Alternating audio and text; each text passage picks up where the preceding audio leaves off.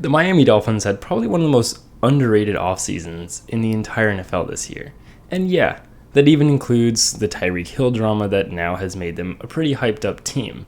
Still, I think they do have more that's being underappreciated, and that lies in their rookie class. They had a really good offseason in terms of free agency and trades and all of that as well. But today we're going to focus on those rookies, because they've drafted rookies that even though they didn't get them in a high draft pick, they're still going to have a lot of a chance to make an impact and really change how Miami works. And so the three players we're going to focus on today are going to be Verone McKinley, Channing Tindall, and Erik Ezukanma. Let's get into it.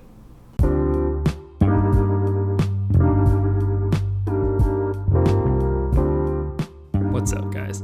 I'm Tyler Coker, and I'm your host for today's episode of Today with Tyler. I hope you enjoy.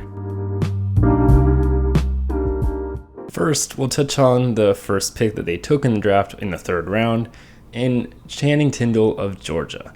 The linebacker is pretty big, and I'll touch on that in a second, but let's look at the technical side of his play first, and then we'll get into why I think he's such a good fit.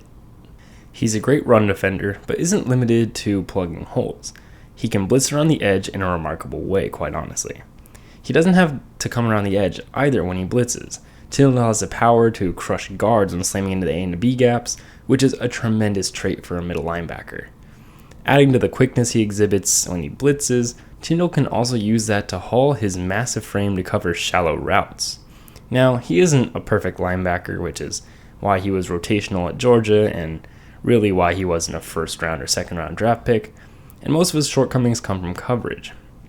He isn't a liability for the defense and is absolutely worth the investment when you're working in heavy packages. So yeah, Channing Tindall is a good linebacker. But why is he such a perfect fit for the Miami Dolphins?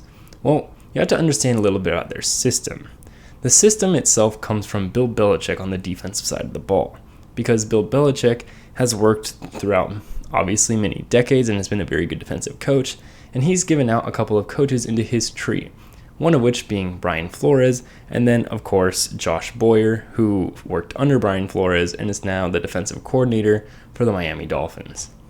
He has coached a very good defense so far. What makes it so important is that there is a type of linebacker that fills into the Belichick system, which is going to be perfect in Miami.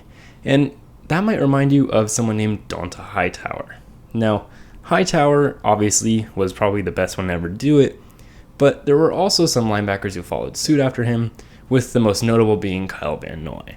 So let's look at these comparisons and see why exactly I saw Channing Tindall and immediately thought of a Hightower or Kyle Van Noy role, since both those people have played very well in the Patriots, and of course Van Noy in Miami very, very well. When you're looking at them, they were all large run-stopping linebackers, and they were never really elite in coverage either, but their athletic profiles are really what ties them all together perfectly. Hightower, who was the founder of the role, played at 6'3", 260 pounds. Kyle Van Noy, who was the best replication of him, was 6'3", 250. And now, Channing Tindall compares at 6'2", 230. So while he isn't a perfect physical replica, since he is a couple inches shorter and not quite as heavy, he still has that overall frame and that play style. That play style allowed for a lot of really devastating defenses and really is going to be a great new work-in since Hightower just retired, and so we're kind of losing that type of linebacker in the NFL. So by adding him, I expect Channing Tindall to be able to work in as a run-stopping linebacker who maybe will eventually become their permanent middle linebacker. But for now, we're looking at somebody who is going to work in on heavy packages and be able to just dominate. I hope that helps you kind of understand why schematically he's so perfect. And then obviously at the film side of it, he's technically a perfect linebacker for them as well. So I'm excited to see what he can do, since we know Kyle Van Noy succeeded, and obviously Hightower was very good in New England. So we're going to be able to see a continuation of that great defense we saw in Miami that was given birth to a little bit in the last couple years, and I don't think we're going to see it fall down very much. Now, let's move to the other side of the ball with Erik Ezukanma. The Texas Tech product is explosive in every meaning of the word. He has burst off a line and is able to burn defenders over the top once he breaks free. And he's a strong runner, though, despite his quick athleticism, which is a deadly combination in a wide receiver. He's extremely versatile and is able to play in every slot and his overall athletic profile is just captivating. Why I think this pick is so perfect, however, is his combination of technical skills with his athletic promise. As a wide receiver, he can flash being a good route runner, and we already saw that he has the hands to make it in the preseason with some of these great catches. But he can also be used as a wide back Deebo Samuel role, which is extremely helpful for new head coach Mike McDaniel, who was the offensive coordinator who kind of birthed Deebo Samuel's new role.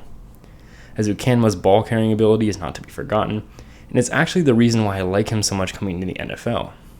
When I looked into him pre-draft, looking at about 4th round wide receivers, I said to myself that he would be a perfect Dolphin, or obviously a 49er, but at the time Mike McDaniel was just hired, so my mind was on the Dolphins. Luckily for the New Age Dolphins, he was sitting right where they wanted him in the draft, in that 4th round. Now yes, there may already be 2 talented wide receivers ahead of him in Tyreek Hill and Jalen Waddle, but would each require a high consideration by the secondary. By adding yet another talented wide receiver who can play that wideback role and keep their star wide receivers healthy by carrying the ball, the Dolphins have opened up the field and kept defenses away from doubling their top targets, or are going to leave ezukanma wide open, which that's a bonus in and of itself. So schematically, he is a perfect fit for that new Miami offense. Now, perhaps the most under the radar and underrated high potential type of moves that they made this offseason was the signing of UDFA safety Verone McKinley III. Verone McKinley is a safety coming out of Oregon who traditionally played free safety, and I actually thought of him all the way up to a 3rd round prospect in the pre-draft process. I think he has an insane amount of talent, and I was really sad to see Washington didn't grab him when he fell so far, since we did end up taking Percy Butler, but that's fine. I'll keep my Washington woes out of this and continue to focus on the good of Verone McKinley, because truly I think he's a very talented young man. First, we'll focus on the true free safety traits he offers. McKinley has the range to play as a true center fielding safety, something that is obviously very difficult and offers a lot of opportunities for his defensive coordinator. He's athletic enough to carry wide receivers deep and do so late in the play's development, which keeps him from being cleared out of the play or put into too much conflict too early.